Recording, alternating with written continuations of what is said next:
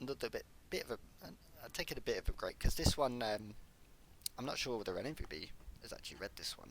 Anybody here, at least, as it's one of my super secret ones,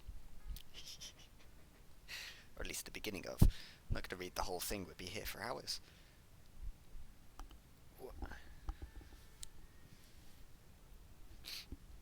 I'll just be reading the beginning of it. So hopefully you'll really enjoy it, because this is something I spent a really, really long time on. So it's called Sparks and Bullets. I'm only going to read you the first 2 chapters. Just make sure it's all lined up, because this is a. I think, how many chapters is it? 1 second. Right, so 1, 2, 3, 4, 5, 6, 7, 8, 9, 10, 11. Yeah, 11 chapters long and 39 pages. So 18,000 words. Oh, you like this? Oh, I'm really glad that you've read that. That's great. Thank you. I'm very glad that you read that. That's awesome. Yeah, I've worked really, really hard on this one, and although it's not what experts would call a full story, it's definitely a short story in terms of the amount of words. Excuse me, but it's something I've been working on for over a year, well over a year, and it's not quite ready. Especially last time I read it, I noticed there was quite a lot of grammatical mistakes, which is rather embarrassing, especially because I've read over it like 9 times. Either way, I'll get into it. So, yeah, this is Sparks and Bullets, and the first chapter. So, first sparks. The early morning light scattered through the skyscrapers. Bit by bit, it crawled up the alleyway, revealing a deadly situation. Everything was moving slowly, yet I couldn't even breathe, let alone move from the handgun's aim. The trigger was slowly pulled, the hammer picked itself up, ready to strike and take me to my doom. Now, I thought. My eyes clenched shut, body tensed as if my own muscles were trying to crush me. Bang! The air bit my skin, lifting every hair on my body. Huh? I fell back. Slowly I released the lamp on my eyes, expecting white fluffy clouds, instead revealing a normal-looking man with a bald head and a concerned look on his face. He had his arm round my back, supporting me to a 45-degree angle. Hey, you right? He asked. I quickly checked myself, moving my fingers and toes and taking a deep breath. Yeah, I said, as I slowly sat up with his help. What happened? I was sure as... Wait, you're not an angel, are you? He chuckled. Do I look like an angel? Putting his free hand on his forehead and looking down and smiling. Good point, I replied bluntly. His face opened in shock and offence, and then quickly screwed up, tears forming in his eyes. I know, I'm just one of those normal... I just look so normal, but when you tell me that so bluntly, it hurts, you know? He sniffled. I sighed. Oh, he's one of those guys. Just my luck. Here, I said, handing him a tissue. Thanks. He sniffled again, regaining some of his composure. Oi, ugly, where do you come from? Eh? You messing with us? Most typical, stereotypical Yankees voice ever imaginable called out, which I did a very bad job of, anyway. I looked over to see the small, fat villain, Bel Colpo, his eyes darting around separately, like a chameleon's. I'd really hate to break up this most touching scene, but that woman has a date she can't miss, and I've got money to earn, so unless you... His vulgar speech was cut short by a flash, erupting from my old ally's hand. Oh, thank you. Thank you for the host, Spidey. And welcome. 5 viewers as well. Ooh, 5 people. Way! Welcome to not so much boredom, because I'm just reading this time. Anywho, I shall continue.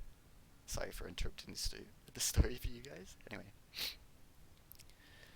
His vulgar speech was cut short by a flash erupting from my bald ally's hand. It lit the way down the alley, striking Bell in the chest. Without control of any part of his body, he slowly slid down the wall behind him and slumped in a puddle of his own pee. That'll shut him up for a while, said the bald man as he stood up smiling. My name's Sparks. Did you just... I stuttered in belief. It was my bounty! Eh? But he was about to kill you. There was a gun and... I would have taken him if it wasn't for your unnecessary involvement, I cried out, standing up in anger. Oh, what? Tell me how, genius, he shouted back, flabbergasted. See this? I shouted whilst pulling out my handgun from its holster on its right leg. And this is my hero badge. I pulled out the badge from my top left pocket of my suit jacket and shoved it in his face. Hero badge? You've got to be kidding me. Did you make it yourself? And what's this name? Burning Twin Barrels? Pathetic. He laughed. What a backwards country I've come to. I grimaced angrily at him. Hang on a minute. If you have a power, then you should also have a badge, I smirked. So let's see it, Mr. Sparks. I took a step closer, concealing my anti-power handcuffs in my right hand. Well, you see about that.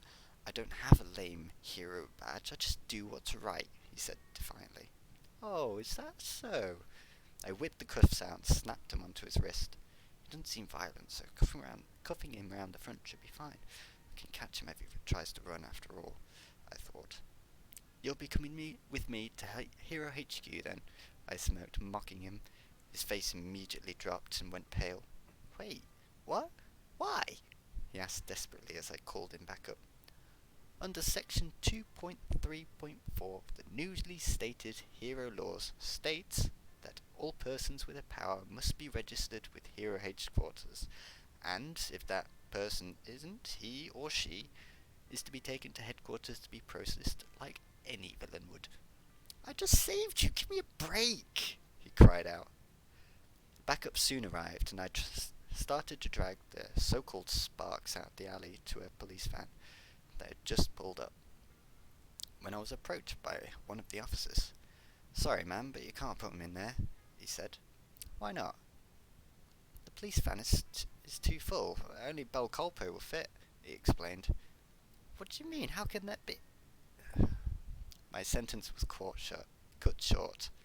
I glanced through the small reinforced glass window of the police van to see 15 criminals, all chained up with their heads in their laps. 2.3. Ah, I see. I'll take this one then, I sighed. Damn my luck, I mumbled. I turned to see Sparks mocking me with the widest smile possible. This way.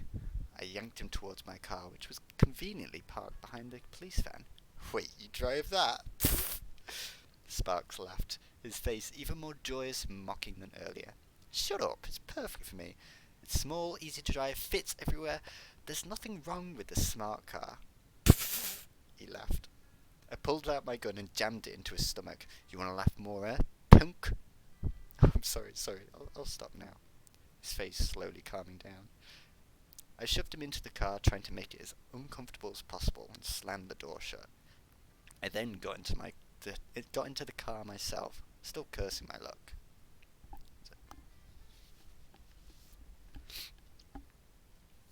Haven't you forgotten something? Asked Sparks arrogantly, that cocky, mocking smile peeling across his face again. What? I snapped, staring at him furiously. He gestured with his head.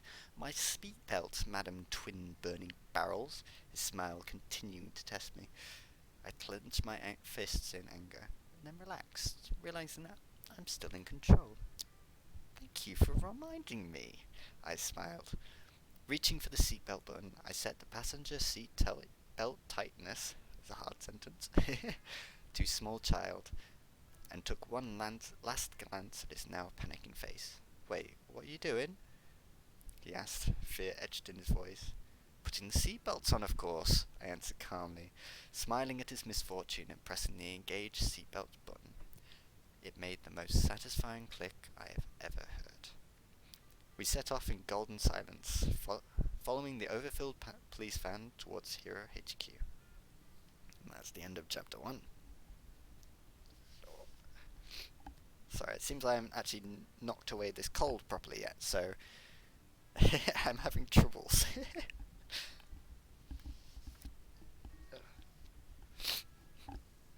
Either way, thank you again, Devil, for the host. That's very, and the raid even, for the very nice of you. I appreciate it. And I'll take this opportunity since we've got a kind of a break. And thank you, Ant. Since we've got a bit of a break that I can actually say this. This stream is actually in aid of a friend of mine, part of this VRChat community. I wonder why we're here. He's a great guy. He's a lovely person, but unfortunately he's come under rather unfortunate situation where his dad actually recently passed away, and then his grandmother passed away shortly afterwards. So at the moment he just needs a bit more support to give him a bit more time to recover as much as he can and find himself a job. So this is the whole Help the Rainbow sort of stream that I'm doing to try and get him a little bit more support, trying to get him in a much better position than he was, because he's a lovely person and more than deserves that, all the help that he can get. So yeah, I'll explain it. Obviously I'm not going to expect anything from you because you're completely outside of the community, and well, it's up to you, I guess. I should leave it like that. So anyway, I think I'll continue in a second, just taking a bit more of a drink. You're getting paid. Ooh.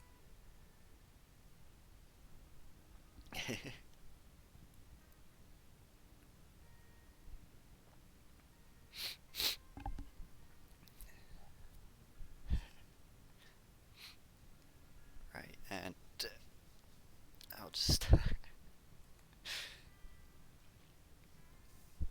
Right, so, chapter 2, Hairy Justice. Actually, I really like this one.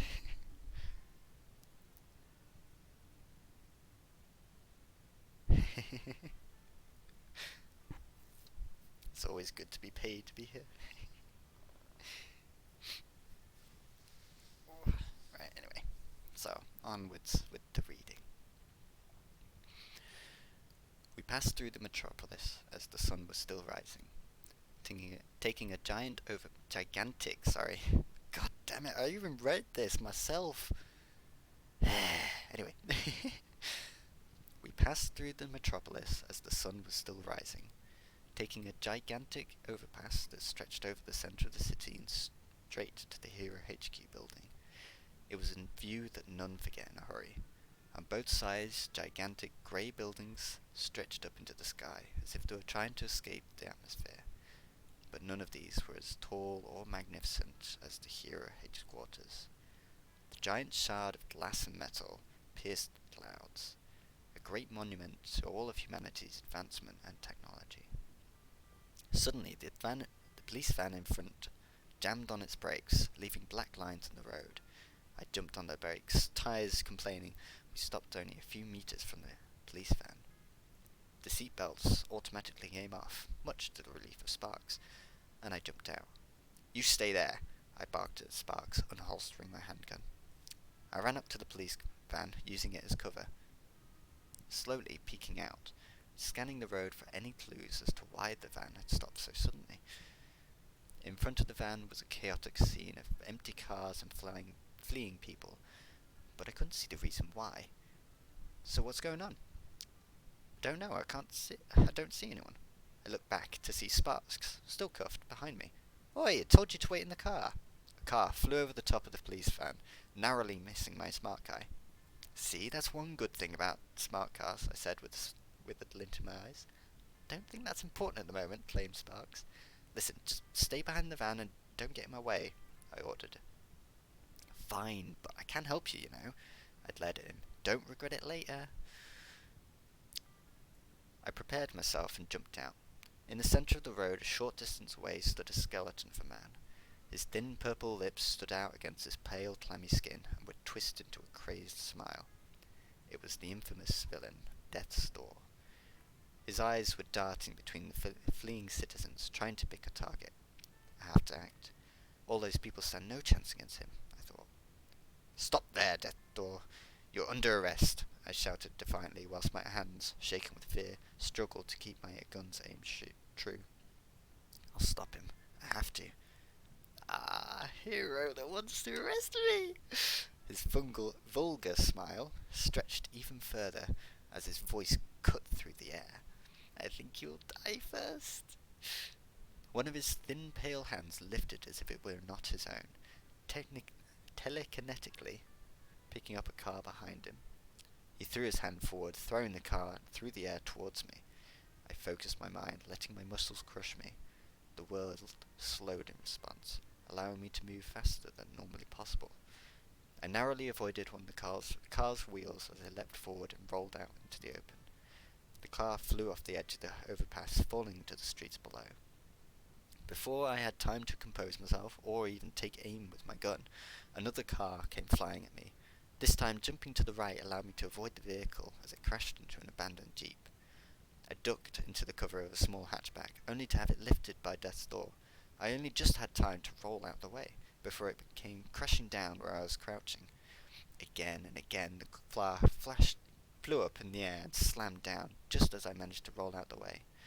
A break in his attack appeared. Using the opportunity, I ran into a small area, clear of cars and with a clear shot of Death's Door. I shot all 9 shots perfectly on target. I fired all 9 shots perfectly on target. Death's Door stopped them in midair with a glare from his single crimson eye. "Oh, so cute! You use a gun on me!" he mocked, putting a long finger in his mouth. "Here, you can have them back, one by one." He laughed wildly as he threw one of his puppet hands across his body. With my remaining stamina, I retreated, barely making it back behind the police van before the first bullet drilled into the ground. "Are you sure you don't need my help?" asked Sparks calmly, sitting with his back against the van. "No, there's no chance of letting you out of those cuffs," I replied between laboured breaths. "Fine, suit yourself," he replied in monotone. "Do you not want them back? After I returned the first one, who do you think you are? You take them back!" screeched Death's Door from behind the van. The next bullet whistled past the van, changed direction and hurtled towards me. I forced myself up, rolling forward to avoid it with some space to spare. The third then whistled past the other side of the van, tearing past my leg. I screamed out in pain, much to the delight of Death's Door. "That's what you get. Here's another." Death squealed in delight. The bullet cut through my hair, drilling itself into Sparks' anti-power cuffs and destroying them. "Finally," Sparks sighed, standing up and rubbing his wrists. "Don't worry, I'll come back and we'll go wherever you want. Just rest there," he said. Before I could protest, the air began to bite again and Before I could protest, the air began to bite again, pricking in my skin and sending chills all the way down my spine. He slowly walked out from behind the van. As he did, small fragments of debris started flying around him. Picking more and more up with every step, he calmly approached that door. "Who are you? You're not that woman. No. I want to kill her first. It's not fair. It's not. How dare you?" I know what to do. I'll kill you first, then I'll kill her. Yes, that still works," rambled Death, his insanity showing.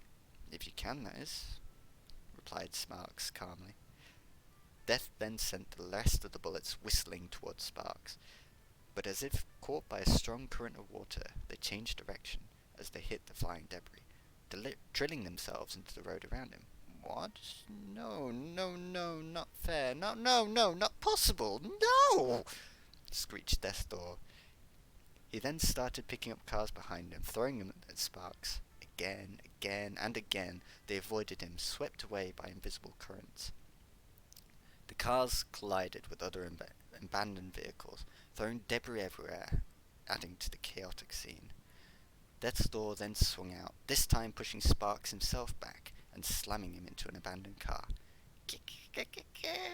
You see, now you die! He screeched happily. Sparks just stood up, calmly brushing off the broken glass from his clothes as blood trickled down the back of his arms. With a flash of lightning, Sparks stood in front of Death's Door. Nice try, he smiled confidently in Death's shocked and terrified face. With one more flash, Death collapsed unconscious. It was over. Sparks slowly returned to the police van. How did you do that? I asked, amazed, forgetting the burning pain in my car for a second. It's just part of my powers, he explained calmly. Now, shall we get going? I need to wait for backup, I said, still struggling to believe how easy it was for Sparks to subdue Death's Door. As I tried to stand, a hot burning pain erupted from my wound. I winced. The pain too much caused me to fall back. Just before I hit the ground, Sparks caught me and helped me to the feet. Thanks. No problem. His concerned eyes pierced my own. Can you drive with that leg? I don't think so, I replied, wincing at the thought. Thought so. The low hum of helicopters, accompanied with police sirens, started filling the air, echoing throughout the city. Looks like backup's arrived, said Sparks. So, under this 2.5.6 rule, do I have to go to jail? It's the 2.3.4, I replied, annoyed that he hadn't listened. And yes, unless you answer a few questions and undergo a few tests, it's nothing too serious. Ah, okay, and will there be records? He asked. Why would he be concerned about records? I thought. Only on our main computer at HQ. Only the commissioner can access them. Commissioner? Asked Sparks. Yeah, it organizes all the emergency services for the country, keeping records so it can learn and adapt to new threats, I explained. Well, it's not like I have a choice now, he said, looking at the helicopters, which were now hovering directly above the road. Speak of the devil, here comes the commissioner now. I pointed down the road at a motorcycle, making its way through the abandoned vehicles and crowds of people who were slowly getting back to their everyday lives. Right, and let's just make our way to somewhere you can sit down, Sparks said, throwing my arm around his head and adjusting his grip so I could walk. Here we go again, needing help. We walked slowly. We slowly started to walk toward my car that had somehow remained untouched during the fight. My foot got caught in a small chunk of concrete, toppling me forward. Sparks adjusted his grip in an instant, holding me closer to him. His warm arms enveloped me, and for a second I could hear his heartbeat. My face erupted with embarrassment. Are you alright? He asked, loosening his grip and looking down at me with concern. Fine, just help me to my car, I burst out, looking at the ground to hide my very red face. The motorbike pulled up to us almost as quickly as it appeared, its metallic black paint glistening in the mid-morning sun. Sorry. Carrying on. As soon as the bike stopped, a stand popped out, which it gently leant onto. The bike was heavily modified, with 2 robotic arms on either side of an empty seat, and a red LED strip on its nose. Identifying hero. As the bike spoke, the LED strip lit up with every robotic word. Twin burning barrels identified. Requesting situation report. I explained what had happened to the commissioner as Sparks sat me down on the bonnet of my car. Explanation accepted. Response within reasonable force. Moving to identify other parties involved. The commissioner moved closer to Sparks, who, to my surprise, was still standing next to me. One of the commissioner's arms moved up to Sparks' face and scanned him. Hero records not located, Citizenship records not located. Not located. Assigned status legal immigrant. Requesting backup. Legal immigrant, you are under arrest for. Sorry, I missed my point. Oh dear.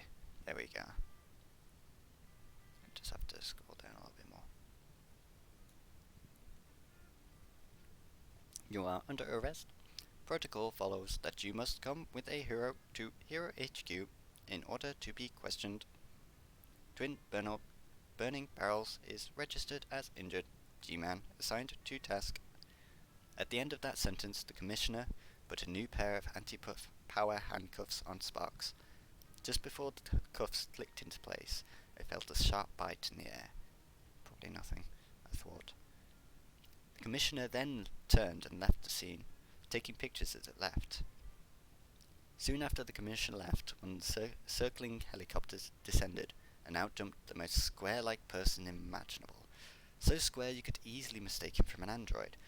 The only thing on his whole body that wasn't quite square was an oversized G attached to his belt. Yo, Burning! Looks like you got yourself caught up in quite the mess. G-Man laughed, his smooth voice gently floating above the sound of the helicopters. I can't believe I've been assigned to this. A C-class hero like you is more than enough to take care of that illegal immigrant. You won't need an A-class's help, injured or not. Oh, here he goes again, I thought. A-class? What the hell's he on about? Asked Sparks, laughing, receiving an angry glare from Tree-Man. Some of the heroes like to rate their strength into D, C-class, etc., even though we're told not to. I muttered under my breath to Sparks. If it's alright, G-Man, I'm heading back to HQ. Could you give me a lift? I can't drive with this leg, I asked, politely trying to appeal to his overflated ego.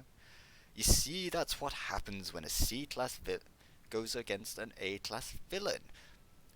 G-Man patronised. You're only an A-class because you managed to finish Whirlpool after Barry had worn her down, G-Man, I thought, swallowing my anger. Well, it can't be helped. Come here, I'll take you to the helicopter, he continued. Wait, isn't the helicopter gonna land first? What's the point in that? He asked. Come on, up we go. G-Man's black curly hair burst out from his suit and wrapped itself around me and Sparks. No! My scream muffled by the masses of body hair. G-Man lifted us both into the helicopter and placed us gently on the seats. His rough hair slowly unwrapped itself from around me, shrinking back into his suit. The whole experience left me with shivers running up and down my body and a few leftover hairs in my mouth. After I recovered from the trauma and got rid of the last stragglers, I looked over, delighted to see that Sparks was still covered head to toe in the disgusting hair. We soon arrived at Hero HQ, landing on the helipad just in front of the main entrance. Do you want me to carry you inside, Burning? G-Man shouted over the deafening noise of the helicopter. I'm fine, I shouted back without delay, putting both my hands up to make sure he knew not to help. Awkwardly, I climbed out the helicopter, my legs still burning with pain. Remember, as the only hero on scene, you have to be there when he's questioned. But join me after you get that leg sorted, G-Man told me, pointing this at my injury. I'll get him booked in. See you in the questioning room. Got it, I replied, starting to limp into the building. Starting to limp into the building, I glanced at Sparks. The sight almost made me collapse in laughter as I watched Sparks shuffle, still completely covered in G-Man's hair, out of the helicopter and towards the huge glass doors.